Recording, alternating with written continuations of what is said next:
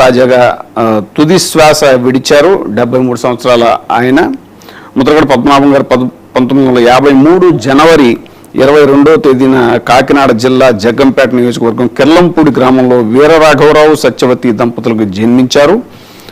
తర్వాత ఆయన ముద్రగడ పేరు వినగానే గుర్తొచ్చేది కాపు రిజర్వేషన్ ఉద్యమం.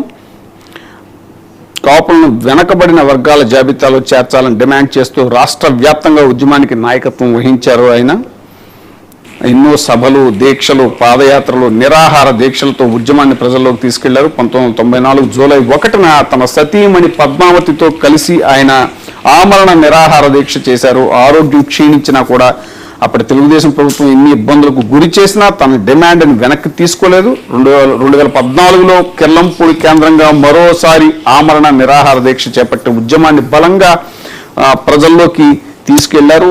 ఆ ఉద్యమానికి రాష్ట్రం నలుమూలల నుంచి అనూహ్యమైన మద్దతు లభించింది. ఆయనకు మద్దతుగా కాపు సంఘం నాయకులు గ్రామాన రిలే నిరాహార దీక్ష చేపట్టారు. దీక్ష విరమింపజేసేందుకు టీడీపీ ప్రభుత్వం బలవంతంగా ముద్రగడం రాజమహేంద్రవరం ప్రభుత్వాసుపత్రికి తరలించింది.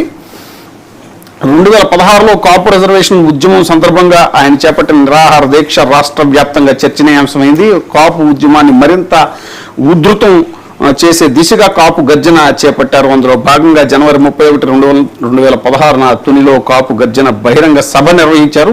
సభకు రాష్ట్రం నలుమూలల నుంచి వేలాదిగా అభిమానులు, కాపు నాయకులు తరలివచ్చారు.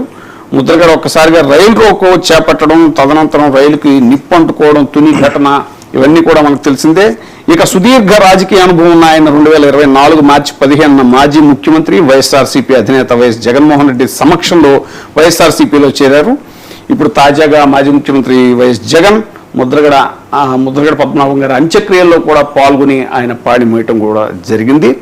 అయితే ప్రభుత్వ అధికార లాంఛనాలతో అంత్యక్రియలు నిర్వహించడాన్ని ఆయన కుటుంబం తిరస్కరించింది అనేటువంటిది కూడా మనకి వినిపిస్తున్న సమాచారం. మరి ఆ మహానాయకుడు యొక్క రాజకీయ మహాప్రస్థానం గురించి, ఉద్యమ మహాప్రస్థానం గురించి ఇవాళ మనతో చర్చించడానికి లైవ్లో జాయిన్ అవుతున్నారు వంగవీటి నరేంద్ర గారు, వైఎస్ఆర్సీపీ రాష్ట్ర అధికార ప్రతినిధి.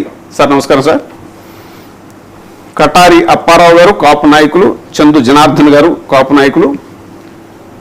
ముందుగా నరేంద్ర గారు, ముద్రగడ గారి యొక్క రాజకీయ ఉద్యమ ప్రస్థానాన్ని మీ మాటల్లో.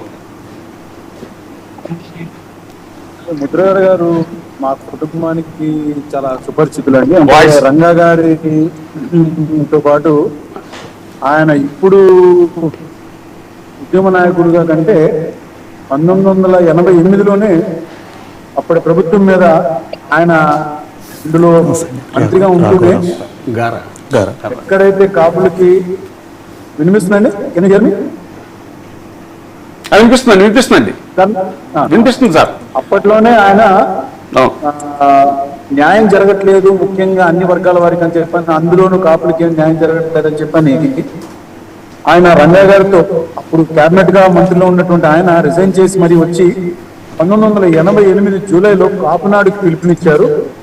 అది ఎంత పెద్ద సక్సెస్ అంటే ఇవాళ ఉన్నటువంటి మనకున్న కమ్యూనికేషన్స్ కానీ అన్ని రకాలుగా డెవలప్ అయినటువంటి టెక్నాలజీ పరంగా కానీ చూసుకుంటే ఆ రోజుల్లో కేవలం ల్యాండ్ ఫోన్ తప్పించి ఏమీ లేదు.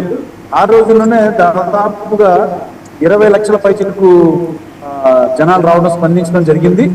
అది కూడా ఎట్లా అంటే ఇప్పటికీ కూడా కథలుగా చెప్పుకుంటారు. అది మేము లారీల్లో వచ్చాము, ఎడ్ల బండ్ల మీద వచ్చాము, ట్రాక్టర్ల మీద వచ్చామని చెప్పని ఆ రోజున మొదలుపెట్టినటువంటి ఈ యొక్క ఉద్యమం ఇవాళకి అంటే రంగా గారు చనిపోయిన తర్వాత ఇవాళ ఈయన ముద్రగడ పద్మనాభం గారి యొక్క తుది శ్వాస వరకు కూడా ఆయన కొనసాగిస్తూనే న్యాయ పోరాటంగా ఆయన చేస్తూ వచ్చారు. నిస్వార్థంగా ముఖ్యంగా ఆయన చేస్తూ వచ్చారు. ఆయన రాజకీయంగానే ఎదగాలి అనుకుంటే ఆ తర్వాత కూడా ఆయనకి అనేక అవకాశాలు వచ్చినా ఎప్పటికప్పుడు దీని మీద మాత్రం ఎప్పుడు నిరంతరం పోరాటం చేస్తూనే వచ్చారు. ముఖ్యంగా అది ఉద్యమ రూపం దాల్చడానికి ముఖ్య కారణం ఏంటంటే 2014లో తెలుగుదేశం ప్రభుత్వం మేనిఫెస్టోలో ఏదైతే మీకు న్యాయం చేస్తామో, మేము బీసీలో పెడతాము, బీసీ రిజర్వేషన్ ఇస్తాము అని చెప్పని చంద్రబాబు నాయుడు గారు మేనిఫెస్టోలో పెట్టి మరి కాపులకి ఎక్కువ శాతం ఓట్లు వేయించుకుని మరి ఆయన అధికారంలోకి వచ్చారో అక్కడ నుంచి ఆయన 2 సంవత్సరాల పాటు వెసులుబాటు ఆయనకి ఇవ్వడం జరిగింది. తర్వాత ఆయన లేఖ రూపంలో ముఖ్యమంత్రి గారిని ప్రశ్నించడం, దానికి ఆయన స్పందించకపోవడం, అప్పుడు అది ఉద్యమ రూపంగా కార్యాల్సిన జరిగింది. దానికి కూడా ఆయన స్పందించకపోవడంలో ఆయన నిరాహారదీక్ష కూర్చుని, ఆయన సతీమణి ఇద్దరు కూడా నిరాహారదీక్ష కూర్చున్నారు.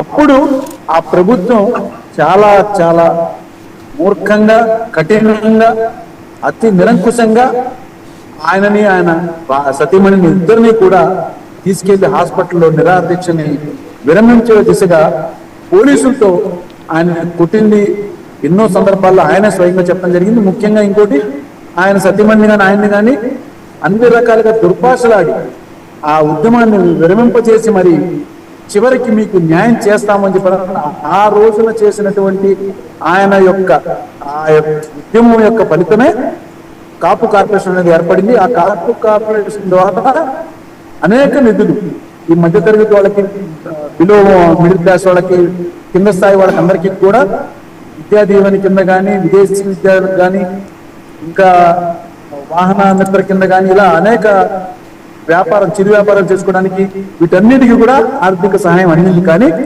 రిజర్వేషన్ పరంగా కూడా ఆయన ఎక్కడ కూడా కమిటీ వేశారు, కానీ దానికి ఎక్కడ కూడా పూర్తి స్థాయిలో ఇచ్చినటువంటి ఆ నివేదికను కూడా పక్కన పెట్టేసి మేము కంటితుడుపు చర్య కింద మేము కేంద్రానికి రాశాము అని చెప్పని అన్నారు. ఎందుకంటే అప్పటికే రిజర్వేషన్ అనేది రాజ్యాంగబద్ధంగా 50% వరకు రాష్ట్రంలో ఉండగా దాన్ని దాటి 1% కూడా ఇవ్వడం జరగదని తెలిసినా కూడా చంద్రబాబు నాయుడు గారు ఏంటంటే మేము అయినా కూడా ఇస్తాము, పక్క రాష్ట్రాలు ఏదైతే మహారాష్ట్ర, కర్ణాటకలో కూడా 50% పైన స్టేట్ నిర్ణయం తీసుకోవచ్చు అని చెప్పని ఆయన చెప్పడం, దాని ద్వారా మేము చేస్తామని చెప్పని చేసినటువంటి వాగ్దానం మేరకే ఆ రోజు ఆయన ఆ స్థాయిలో ఉద్యమం చేయడం జరిగింది. కానీ కేవలం కేంద్రానికి ఒక లేఖ రాసేసి అయిపోయింది అని చెప్పని మమ అనిపించారు. కానీ ముద్రగడ గారు చేసిన ఉద్యమం వల్ల కానీ ఏదైనా కానీ కొంత మేరకు న్యాయం జరిగిందనేది మాత్రం కానీ తర్వాత కూడా క్రమంలోనే ఆయన ఉద్యమం అలానే కంటిన్యూ చేశారు. వచ్చిన ఏ ప్రభుత్వాన్ని కానీ నిలదీశారు. అదేవిధంగా దానికి సంబంధించి కాపు కార్పొరేషన్ ద్వారా ఎంతో కొంత నిధులు రావటం, కొంతవరకన్నా దానికి న్యాయం జరగడం అనేది కాపులకు ముఖ్యంగా జరగడం జరిగింది. మనకందరం కూడా తెలుసండి. సామాజిక వర్గ ప్రయోజనాల కోసం పదవుల్ని తృణప్రాయంగా వదిలిన నేత ముద్రగడ పద్మనాభం గారు, చందు జనార్దన్ గారు కాపు నాయకులు. మీరేమంటారు సార్?